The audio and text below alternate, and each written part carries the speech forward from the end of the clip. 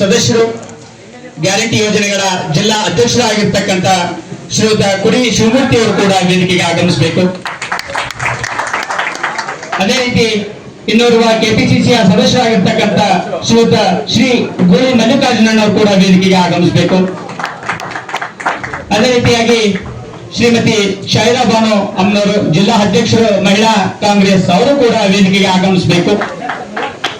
ಅದೇ ರೀತಿಯಾಗಿ ಅಗರಿಬೊಮ್ಮನಹಳ್ಳಿ ತಾಲೂಕಿನ ಬ್ಲಾಕ್ ಕಾಂಗ್ರೆಸ್ ಅಧ್ಯಕ್ಷರಾಗಿರ್ತಕ್ಕಂಥ ಶ್ರೀಮತಿ ಯಶೋಧ ಮಂಜುನಾಥ್ ಅವರು ಕೂಡ ವೇದಿಕೆಗೆ ಆಗಮಿಸಬೇಕು.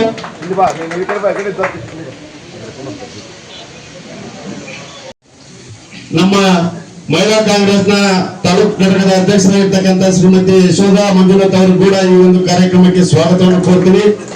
ಅದೇ ರೀತಿಯಲ್ಲಿ ನಮ್ಮ ಅಗರಿಬೊಮ್ಮನಹಳ್ಳಿ ಬ್ಲಾಕ್ನ ಪ್ರಚಾರ ಸಮಿತಿ ಅಧ್ಯಕ್ಷರಾಗಿರ್ತಕ್ಕಂಥ ಶ್ರೀಯುತ ನಂದಿಬೆಟ್ಟಿ ಸೋಮಣ್ಣನವರು ಕೂಡ ಈ ಒಂದು ಕಾರ್ಯಕ್ರಮಕ್ಕೆ ಸ್ವಾಗತವನ್ನು ಕೋರಿ ಇಲ್ಲಿ ನೆರವೇರ್ತಕ್ಕಂಥ ಎಲ್ಲ ಮಾಜಿ ಜಿಲ್ಲಾ ಪಂಚಾಯತ್ ಸದಸ್ಯರುಗಳು, ನಮ್ಮ ಹಿರಿಯ ಮುಖಂಡರುಗಳು, ಅಗರಿಬೊಮ್ಮನಹಳ್ಳಿ ಮರಿಯಮ್ಮನಹಳ್ಳಿ ಕೌನ್ಸಿಲರ್ಗಳು, ಅಧ್ಯಕ್ಷರು ಎಲ್ಲರಿಗೂ ಕೂಡ ಹೃತ್ಪೂರ್ವಕವಾದ ಸ್ವಾಗತವನ್ನು ಕೋರಿ ಈ ಒಂದು ಕಾರ್ಯಕ್ರಮದ ಮುಖ್ಯ ಉದ್ದೇಶ ಎರಡೇ ಮಾತಲ್ಲಿ ನಾನು ಮಾತಾಡಿ ಮುಂದಿನವರಿಗೆ ಅನುವು ಮಾಡಿಕೊಡ್ತೀನಿ. ಈ ಕೇಂದ್ರ ಚುನಾವಣಾ ಆಯೋಗ ಏನು ಈ ಒಂದು SIR ಕಾರ್ಯಕ್ರಮವನ್ನು ಇವತ್ತೇನು ಜಾರಿ ಮಾಡಲು ಹೊರಟಿದೆ, ಇದರಲ್ಲಿ ಅನೇಕ ದೋಷಗಳು ನಮ್ಮ BLA ಗ್ರೂಪ್ ಅಲ್ಲಿ BLAಗಳು ಯಾರು ನಿಮ್ಮ ಮತಗಟ್ಟೆಗೆ ಯಾರು ಬರ್ತಾರೆ ಅನ್ನುವಂತ ಮಾಹಿತಿಯನ್ನು ಸಂಪೂರ್ಣವಾಗಿ ಬ್ಲಾಕ್ ಕಾಂಗ್ರೆಸ್ ವತಿಯಿಂದ ನಿಮಗೆ ಒದಗಿಸಿದ್ದೀವಿ. ಆ ಮಾಹಿತಿ ಅನುಸಾರ ನೀವು ಆ BLOಗಳು ಕನೆಕ್ಟ್ ಮಾಡಿಕೊಂಡು ಅಲ್ಲಿ ನಡೆದಿರ್ತಕ್ಕಂಥ ಏನಾದ್ರೂ ಸಣ್ಣ ಪುಟ್ಟ ನಿಮ್ಮ ಸಮಸ್ಯೆ ಇದ್ರೆ ಆಗಬಾರದು ಅಂತ ಈ ರಾಜ್ಯದ ಈ ದೇಶದ ಯಾವುದೇ ರಾಜಕೀಯ ಪಕ್ಷ ಅಥವಾ ಯಾವುದೇ ನಾಗರಿಕರು ಹೇಳೋದಕ್ಕೆ ಸಾಧ್ಯನೇ ಇಲ್ಲ. SIR ನ ಸ್ಪೆಷಲ್ ಇಂಟೆನ್ಸಿವ್ ರಿವಿಷನ್ ಅಂತ ಕರೀತಿದ್ದಾರೆ, ವಿಶೇಷ ತೀವ್ರ ಪರಿಷ್ಕರಣೆ ಅಂತ ನಡೀತಕ್ಕಂಥ ಮತ್ತು ನಡೀಬೇಕಾಗಿರ್ತಕ್ಕಂಥ ಒಂದು ಪ್ರಕ್ರಿಯೆ. ಮತದಾರರ ಪಟ್ಟಿ ಪರಿಷ್ಕರಣೆ ಆಗಬಾರದು ಅಂತ ಈ ರಾಜ್ಯದ ಈ ದೇಶದ ಯಾವುದೇ ರಾಜಕೀಯ ಪಕ್ಷ ಅಥವಾ ಯಾವುದೇ ನಾಗರಿಕರು ಹೇಳೋದಕ್ಕೆ ಸಾಧ್ಯನೇ ಇಲ್ಲ. ಅದೊಂದು ನಿರಂತರವಾಗಿ ಒಂದು ಹೆಲ್ದಿ ಎಲೆಕ್ಟೋರಲ್ ರೋಲ್, ಒಂದು ಆರೋಗ್ಯಕರವಾದಂತಹ ಮತದಾರರ ಪಟ್ಟಿ ಇರಬೇಕು ಅಂತಂದ್ರೆ ಮತದಾರರ ಪಟ್ಟಿ ನಿರಂತರವಾಗಿ ಪರಿಷ್ಕರಣೆ ಆಗ್ತಾನೆ ಇರುತ್ತೆ.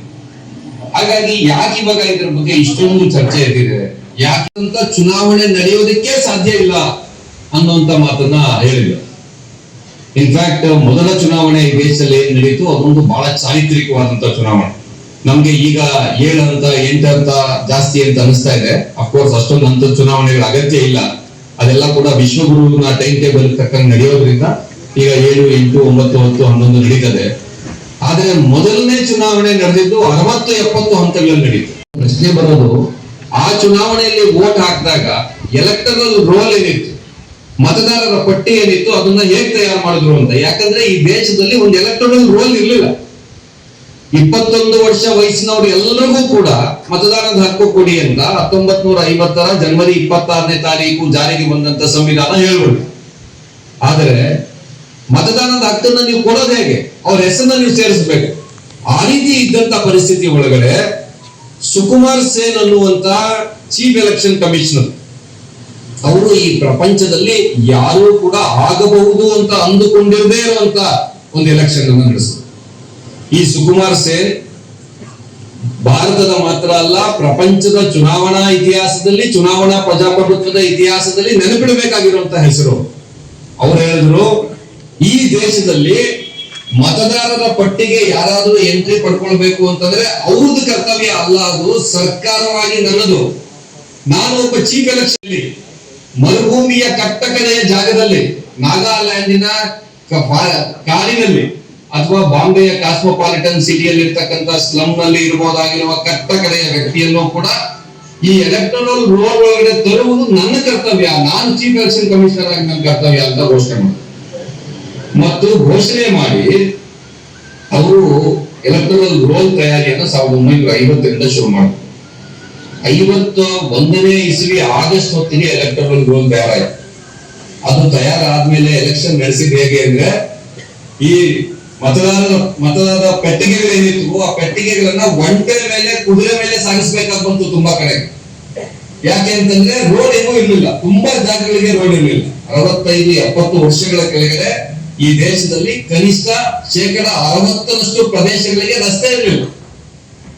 ಮತ್ತು ರಸ್ತೆ ಎಲ್ಲ ಕಾಲುದಾರಿ ಕೂಡ ಇರದೇ ಇದ್ದಂತ ಜಾಗಗಳಿವೆ. ಆಗ ಸುಕುಮಾರ ಸೇನ್ ಅವರ ನೇತೃತ್ವದಲ್ಲಿ ಈ ದೇಶದ ಸರ್ಕಾರಿ ವ್ಯವಸ್ಥೆ ಅವರು ಇದನ್ನ ಈ ಮೊದಲ ಎಲೆಕ್ಷನ್ ನಡೆಸಿದ್ರು. ಅದು ಚಾರಿತ್ರಿಕವಾದಂತಹ ಚುನಾವಣೆ. ನಾನು ಆಗ್ಲೇ ಹೇಳಿದ್ನಲ್ಲ, ಒಂಟೆಯ ಮೇಲೆ, ಕುದುರೆಯ ಮೇಲೆ, ಕತ್ತೆಯ ಮೇಲೆ ಬ್ಯಾಲೆಟ್ ಬಾಕ್ಸ್ಗಳನ್ನ ತೆಗೆದುಕೊಂಡು ಹೋಗಿ ಊರೂರಿಗೆ ತಲುಪಿಸಿದ್ರು. ಯಾಕೆ ಹೀಗಾಯ್ತು ಅನ್ನೋದನ್ನ ನಾವು ಒಂದ್ಸರಿ ನೆನೆಸ್ಕೊಂಡು ಅದರ ಬಗ್ಗೆ ಹೇಳಿ ನಾನು ಮತ್ತೆ SIR ಕೊಡ್ತೀನಿ. ಯಾವ ಜನ ಬೇರೆ ಬೇರೆ ಭಾಗಗಳಿಗೆ ವಲಸೆ ಹೋಗಿರುವಂತದ್ದು ಮತ್ತೆ ಇನ್ನೊಂದು ಅದೇನು ಅಂದ್ರೆ ಮದುವೆ ಆದ ಮೇಲೆ ಬಹುತೇಕ ಕಡೆ ಕ್ರಮ ಸಂಖ್ಯೆಯನ್ನ BLO ಅವರಿಗೆ ನೀಡುವುದು. ಒಂದು ವೇಳೆ ಮತದಾರರ ಹೆಸರುಗಳು 2002ರ ಮತದಾರರ ಪಟ್ಟಿಯಲ್ಲಿ ಇದ್ದರೆ ಅವರು ಆ ಸಮಯದಲ್ಲಿ ವಾಸವಿದ್ದ ವಿಧಾನಸಭಾ ಕ್ಷೇತ್ರದ ಹೆಸರು ಅಥವಾ ಭಾಗ ಸಂಖ್ಯೆ, ಅಜ್ಜ ಅಥವಾ ಅಜ್ಜಿ ಅವರು ವಾಸವಿದ್ದಂತಹ ವಿಧಾನಸಭಾ ಕ್ಷೇತ್ರದ ಹೆಸರು, ಭಾಗ ಸಂಖ್ಯೆ ಹಾಗೂ ಕ್ರಮ ಸಂಖ್ಯೆಯನ್ನ BLO ಅವರಿಗೆ ನೀಡಬೇಕು. 2002ರ ನಂತರ ಮತದಾರರಾಗಿ ಮದುವೆಯಾದ ಮಹಿಳೆಯರು ಅನಂತರ ತಮ್ಮ ಗಂಡನ ಮನೆಯ ವ್ಯಾಪ್ತಿಯ ಮತದಾರರ ಪಟ್ಟಿಯಲ್ಲಿದ್ದರೆ ಅವರು ಕೂಡ ತಮ್ಮ ತಂದೆ ತಾಯಿ ಅಥವಾ ಅಜ್ಜ ಅಜ್ಜಿ ವಾಸವಿದ್ದ ವಿಧಾನಸಭಾ ಕ್ಷೇತ್ರದ ಹೆಸರು, ಭಾಗ ಸಂಖ್ಯೆ, ಕ್ರಮ ಸಂಖ್ಯೆಯನ್ನ BLO ಅವರಿಗೆ ನೀಡಿ ಸ್ಥಳಾಂತರಗೊಂಡಿರುವ ಮಾಹಿತಿಯನ್ನ ನೀಡಬೇಕು. ಸ್ಥಳಾಂತರಗೊಂಡಿರುವ ಮತದಾರರು ಕೂಡ ತಾವು 2002ರಲ್ಲಿ ವಾಸವಿದ್ದ ವಿಧಾನಸಭಾ ಕ್ಷೇತ್ರದ ಹೆಸರು, ಭಾಗ ಸಂಖ್ಯೆ, ಕ್ರಮ ಸಂಖ್ಯೆಯನ್ನ BLO ಅವರಿಗೆ ನೀಡಿ ಮ್ಯಾಪಿಂಗ್ ಕಾರ್ಡ್ ಅನ್ನು ಪೂರ್ಣಗೊಳಿಸಬೇಕು. 2002ರ ಮತದಾರರ ಪಟ್ಟಿಯು ರಾಜ್ಯ ಚುನಾವಣಾ ಆಯೋಗದ ವೆಬ್ಸೈಟ್ ನಲ್ಲಿ ಲಭ್ಯ ಇದೆ. ಒಂದು ವೇಳೆ 2002ರಲ್ಲಿ ವಾಸವಿದ್ದ ವಿಧಾನಸಭಾ ಭಾಗವಹಿಸದೇ ಇದ್ದರೆ ಏನಾಗುತ್ತದೆ? ಮತದಾರರು ಮ್ಯಾಪಿಂಗ್ ಕಾರ್ಯದಲ್ಲಿ ಭಾಗವಹಿಸದೇ ಇದ್ದರೆ ಅಂತಹ ಮತದಾರರಿಗೆ ವಿಶೇಷ ತೀವ್ರಗತಿಯ ಪರಿಷ್ಕರಣೆ ಅಂದ್ರೆ SIR ಪ್ರಕ್ರಿಯೆಯ ಸಂದರ್ಭದಲ್ಲಿ ಮತದಾರರ ನೋಂದಣಾಧಿಕಾರಿ ಕಚೇರಿಯಿಂದ ನೋಟಿಸ್ ನೀಡುತ್ತಾರೆ. ನೋಟಿಸ್ ನೀಡಿದ ನಂತರ ಜನ್ಮ ದಿನಾಂಕಕ್ಕೆ ಸಂಬಂಧಪಟ್ಟ ದಾಖಲೆಗಳು ಮತ್ತು ವಾಸಸ್ಥಳಕ್ಕೆ ಸಂಬಂಧಪಟ್ಟ ದಾಖಲೆಗಳನ್ನ ಕಡ್ಡಾಯವಾಗಿ ಸಲ್ಲಿಸಬೇಕು. ಮತದಾರರ ಹೆಸರುಗಳು 2002ರ ಮತದಾರರ ಪಟ್ಟಿಯಲ್ಲಿ ಇದ್ದರೆ ಅವರು SIR ನ ಒಂದು ಕಾರ್ಯಾಗಾರ ಮತ್ತು ಇದರ ಒಂದು ಜಾಗೃತಿಗಾಗಿ ಏನು ನಮ್ಮ ಕರ್ನಾಟಕ ಸರ್ಕಾರ, ನಮ್ಮ ಹಿಂದಿನ KPCC ಅಧ್ಯಕ್ಷರು ಮತ್ತು ಇವತ್ತಿನ ಮುಖ್ಯಮಂತ್ರಿಗಳು ಸನ್ಮಾನ್ಯ DK ಶಿವಕುಮಾರ್ ಅವರ ಒಂದು ಬಹಳ ಅವರು ಇಂಟ್ರೆಸ್ಟ್. ಸೊ ಅದ್ರ ಜೊತೆಗೆ ನಿಮ್ಮ ಎಲ್ಲರ ನೆಚ್ಚಿನ ನಾಯಕರು, ನಮ್ಮ ಮಾಜಿ ಮುಖ್ಯಮಂತ್ರಿಗಳಾದಂತಹ ಸನ್ಮಾನ್ಯ ಸಿದ್ದರಾಮಯ್ಯ ಅವರು ಮುಖ್ಯಮಂತ್ರಿ ಇದ್ದಂತಹ ಸಂದರ್ಭದಲ್ಲಿ ಮತ್ತು ಸಿದ್ದರಾಮಯ್ಯ ಮುಖ್ಯಮಂತ್ರಿ ಇದ್ದಂತಹ ಸಂದರ್ಭದಲ್ಲಿ ಮತ್ತು ಇವತ್ತಿನ ಹಿಂದಿನ ಮುಖ್ಯಮಂತ್ರಿಗಳಾದಂತಹ ಸನ್ಮಾನ್ಯ ಅವತ್ತಿನ KPCC ಅಧ್ಯಕ್ಷರಾದಂತಹ DK ಶಿವಕುಮಾರ್ ಅವರ ಇವರಿಬ್ಬರ ನೇತೃತ್ವದಲ್ಲಿ ಈ ಕಾರ್ಯಾಗಾರಕ್ಕೆ ಚಾಲನೆಯನ್ನ ಕಳೆದ 2 ತಿಂಗಳ ಹಿಂದೆ ಏನು ದೇವನಹಳ್ಳಿಯ ಒಂದು ರೆಸಾರ್ಟ್ ಅಲ್ಲಿ ಈ ಕಾರ್ಯಾಗಾರವನ್ನ ಚಾಲನೆಯನ್ನ ಕೊಟ್ಟಿದ್ದು ಬಹುಶಃ ತಮಗೆಲ್ಲ ಗೊತ್ತಿದೆ ಅಂತ ನಾನು ಭಾವಿಸ್ಕೊಂಡಿದ್ದೀನಿ. ಸೊ ಇವತ್ತಿನ ಈ ಒಂದು ಕಾರ್ಯಕ್ರಮದಲ್ಲಿ ಭಾಗವಹಿಸಿದಂತ ನಮ್ಮ ಹಗರಿಬೊಮ್ಮಳಿ ಬ್ಲಾಕ್ ಕಾಂಗ್ರೆಸ್ನ ಅಧ್ಯಕ್ಷರಾದಂತಹ ಕೋರಿಗೋಣಿ ಬಸಪ್ಪನವರೇ, ಹಾಗೇನೆ ಕೊಟ್ಟೂರು ಬ್ಲಾಕ್ ಕಾಂಗ್ರೆಸ್ನ ಅಧ್ಯಕ್ಷರಾದಂತಹ ದ್ವಾರಕೀಶ್ ಅವರೇ, ಹಾಗೇನೆ KPCCಯ ಸದಸ್ಯರು ಮತ್ತು ವಿಜಯನಗರ ಜಿಲ್ಲಾ ಗ್ಯಾರಂಟಿ ಸಮಿತಿಯ ಅಧ್ಯಕ್ಷರಾದಂತಹ ಪುರಿ ಶಿವಮೂರ್ತಿ ಅವರು, ಹಾಗೇನೆ ನಮ್ಮ ಮಹಿಳಾ ಬ್ಲಾಕ್ ಕಾಂಗ್ರೆಸ್ನ ಅಧ್ಯಕ್ಷರಾದಂತಹ ಶೈರಾ ಬಾನ್ ಅವರು, ಹಾಗೇನೆ ನಮ್ಮ ಕೊಟ್ಟೂರು ಭಾಗದ KPCCಯ ಸದಸ್ಯರಾದಂತಹ ಗುಳಿ ಮಲ್ಲಿಕಾರ್ಜುನ್ ಅವರು ಮತ್ತು ಹಗರಿಬೊಮ್ಮಳಿ ಬ್ಲಾಕ್ ಕಾಂಗ್ರೆಸ್ನ ಮಹಿಳಾ ಅಧ್ಯಕ್ಷರಾದಂತಹ ಯಶೋಧ ಅವ್ರನ್ನ ನೀವು ಇವತ್ತೇ ಸಾಯಂಕಾಲ ನಿಮ್ಮ ಮನೆಗಳಿಗೆ ಕರ್ಸ್ಕೊಂಡು, ಯಾರು ಬಂದಿಲ್ಲ ಇವತ್ತಿನ ಕಾರ್ಯಕ್ರಮದಲ್ಲಿ, ನಾಳೆಯಿಂದ ಕೆಲಸ ಮಾಡಬೇಕನ್ನೋದು ಒಂದು ಬಹಳ ಒಂದು ಪಕ್ಷದ ಒಂದು ಆದೇಶ ಇದೆ. ಇದು ಬಹಳ ಸೀರಿಯಸ್ ಆಗಿ ಮಾಡ್ಬೇಕನ್ನೋದಿದೆ. ಯಾಕಂದ್ರೆ ಇವತ್ತು ಮುಖ್ಯಮಂತ್ರಿಗಳು, ಮಾಜಿ ಮುಖ್ಯಮಂತ್ರಿಗಳು, KPCC ಅಧ್ಯಕ್ಷರು ಇದನ್ನ ಎಷ್ಟು ಸೀರಿಯಸ್ ತಗೊಂಡ್ರೆ ನಿಮಗೆ ಗೊತ್ತಿಲ್ಲ, ಅಷ್ಟು ಸೀರಿಯಸ್ ತಗೊಂಡ್ರೆ.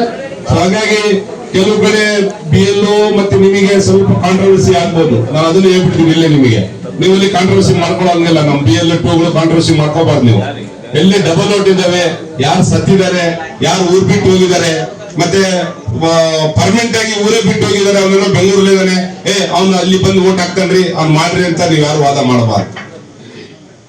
ಮತ್ತೆ SIR ಮಾಡಿರೋದೇನು? ಅದೇ ಉದ್ದೇಶಕ್ಕೆ ಮಾಡಿರೋದು. SIR ಮಾಡಿರೋ ಉದ್ದೇಶ ಏನು? ಅದಕ್ಕೆ ಮಾಡಿರೋದು.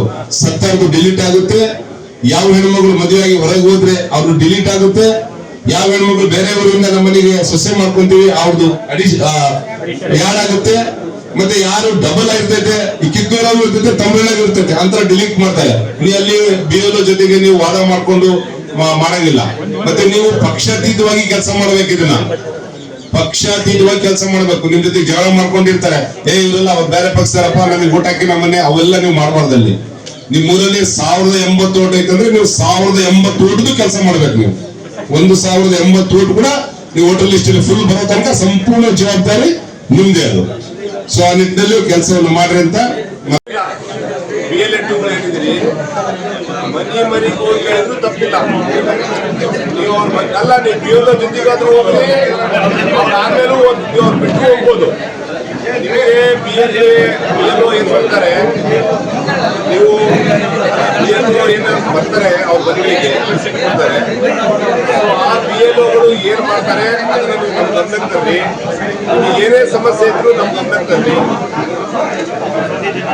ಆಮೇಲೆ ಪ್ರತಿದಿನದಲ್ಲಿ ಎಷ್ಟು ಮ್ಯಾಪಿಂಗ್ ಆಗುತ್ತೆ, ದಿನ ಮಾಹಿತಿ ತಗೋಬೇಕು ನೀವು. ಮತ್ತೆ ನಾವು ಹೇಳೋದು, ನೀವು ಪ್ರತಿದಿನ ಮಾಹಿತಿ ತಗೋಬೇಕು. ಏನು ಒಂದು ದಿವಸಕ್ಕೆ ಎಷ್ಟು ಮ್ಯಾಪಿಂಗ್ ಆಯ್ತು, ಆಮೇಲೆ ನೀವು ಫ್ಲಕ್ಸ್ ಅನ್ನು ಹಾಕಿದ್ಮೇಲೆ ನೀವು ಹೇಳ್ಬೇಕು ಎಲ್ಲರಿಗೆ ನಿಮಗೆ ಏನೇ ಡಾಕ್ಯುಮೆಂಟ್ ಸಮಸ್ಯೆ ಆಯ್ತು, ನಿಮಗೆ ಏನಾರ ವೋಟರ್ ಲಿಸ್ಟ್ ಅಲ್ಲಿ ಸೇರಿಸ್ಕೊಳ್ಳೋಕೆ ತೋರಿಸಿದ್ರಲ್ಲ 2002ರ ಮತದಾರರ ಪಟ್ಟಿಗಿಂತ ಇವತ್ತು ಸೇರಿಸೋಕೆ ಜನ್ಮ ದಿನಾಂಕ, ಅಜ್ಜಿ ಅಡ್ರೆಸ್ಸು, ತಂದೆ ಅಡ್ರೆಸ್ಸು, ತಾಯಿ ಅಡ್ರೆಸ್ಸು, ಅಜ್ಜನ ಅಡ್ರೆಸ್ಸು, ಹಿಂದೆ ಯಾವ ವಿಧಾನಸಭಾ ಕ್ಷೇತ್ರದಲ್ಲಿ ಇತ್ತು, ಈಗ ಎಲ್ಲಿ ನೀವು ಸೇರಿಸ್ಕೊಳ್ತಿದ್ದೀರಿ, ಹಿಂದೆ ಯಾವ ಬೂತಲ್ಲಿ ವೋಟರ್ ಲಿಸ್ಟ್ ಇತ್ತು, ಈಗ ಯಾವ ಬೂತಲ್ಲಿ ವೋಟರ್ ಲಿಸ್ಟ್ ಸೇರಿಸ್ಕೋಬೇಕಂತೇಳಿ ಏನು ನೀವು ಬದಲಾವಣೆಗಳನ್ನು ಮಾಡೋಕ್ಕೆ ಏನು ಹತ್ರ ಮಾಡ್ತೀವಿ.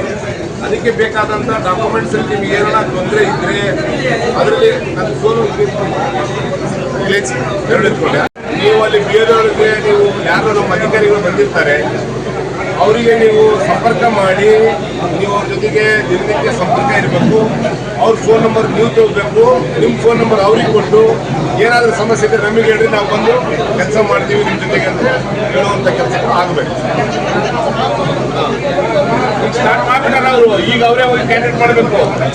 BLA2 ಏನಿದ್ದಾರೆ ಸ್ಟಾರ್ಟ್ ಮಾಡ್ಬಿಟ್ಟಾರೆ, ಅವ್ರು ಬಂದು ಕೇಳಲ್ಲ,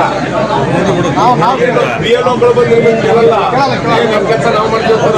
ನೀವೇ ಅವ್ರನ್ನ ಕಾಂಟ್ಯಾಕ್ಟ್ ಮಾಡಿ, ID ಕಾರ್ಡ್ ಕೊಡಿ. ನಮಗೆ ಪಕ್ಷದಿಂದ ನಮಗೆ ಆಯ್ಕೆ ಮಾಡಿದ್ದಾರೆ, ನಾವು ನಿಮ್ಮ ಸಹಕಾರ ಕೇಳ್ತೀವಿ, ನೀವು ಈಗ BLO ಏನು ನಮ್ಮ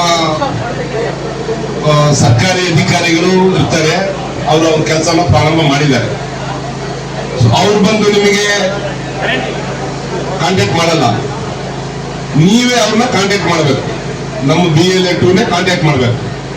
ಸೊ ಅವ್ರಿಗೆ ಏನ್ ಹೇಳ್ಬೇಕು, ನಾವು ಕಾಂಗ್ರೆಸ್ ಪಕ್ಷದಿಂದ ನಮಗೆ BLA2 ನಮಗೆ ಆಯ್ಕೆ ಮಾಡಿದ್ದಾರೆ ಅಣ್ಣ, ಈ ಬೂತಲ್ಲಿ ಸರ್, ಈ ಬೂತಲ್ಲಿ ಏನಾದ್ರೂ ಸಮಸ್ಯೆ ಇದ್ರೆ ನಾವು ನಿಮ್ ಜೊತೆಗಿರ್ತೀವಿ, ನಮ್ಮ ಫೋನ್ ನಂಬರ್ನ ನೀವು ಇಟ್ಕೊಡ್ರಿ, ನಿಮ್ಮ ಫೋನ್ ನಂಬರ್ ನಮಗೆ ಕೊಡ್ರಿ ಅಂತೇಳಿ ಅವ್ರ ಜೊತೆಗೆ ಹೋಗ್ಬೇಕು.